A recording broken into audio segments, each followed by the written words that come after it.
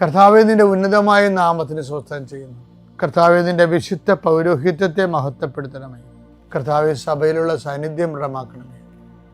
39 വർഷം ഞാൻ അർപ്പിച്ച കൃപാന്റെ യുഗതിയാൽ കൃപാസ്ഥാനത്താരെ ജീവനോടെ പ്രത്യക്ഷപ്പെട്ട മാതാവിൻ്റെ മാധ്യസ്ഥയിൽ അത്താറയിൽ നടന്ന 10,000-കണക്കിന് ആരാധന ശക്തിയാൽ കൃപാസനത്തിൽ നടന്ന റാലിയുടെ ലക്ഷക്കണക്കിന് ജപമാല പ്രാർത്ഥനയുടെ ശക്തിയാൽ അങ്ങയുടെ മക്കൾക്ക് വേണ്ടി പ്രാർത്ഥിക്കുന്നു. പ്രത്യേകിച്ച് വിവാഹത്തിൽ നിന്ന് പിരിഞ്ഞുപോയവരെ, ഒരുമിച്ച് ജീവിക്കാൻ ആഗ്രഹിക്കുന്നവർ,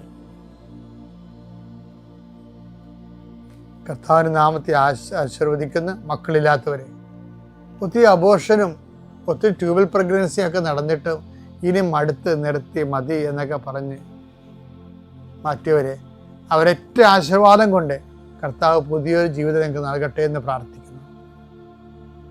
കർത്താവെ, കടകമ്പോളങ്ങളും വരുമാന മാർഗം മുട്ടിപ്പോയ മക്കളുണ്ട്.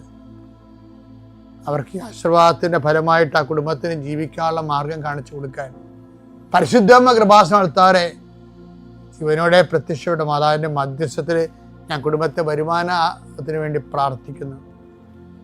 നീ വേണ്ടെന്ന് വെച്ച് അവസാനിപ്പിച്ച എല്ലാ കാര്യങ്ങളുടെ മേൽ കർത്താവ് പുതിയ മുളകൾ നിനക്ക് മുളപ്പിച്ചു തരികയും, നീ നിന്നുപോയ കാര്യങ്ങൾ, നീ വേണ്ടെന്ന് വെച്ച് തള്ളിക്കളഞ്ഞ കാര്യങ്ങളുടെ മേൽ ദൈവം നിനക്ക് പുതിയ പ്രത്യാശ നൽകാൻ വേണ്ടി ഞാൻ ആശീർവദിക്കുന്നു. എൻ്റെ കർത്താവിൻ്റെ ഉന്നതമായ നാമത്തിൽ സഭയുടെ അധികാരത്തിൽ കുരിശടയാത്തി കൃപാസനത്താറെ ജീവനോടെ പ്രത്യക്ഷപ്പെട്ട മാതാവിൻ്റെ മധ്യസ്ഥത്തിന് രോഗപീഠകളെ ഈശോനാമത്തിൽ സൗഖ്യം പ്രാപിക്കുന്നു.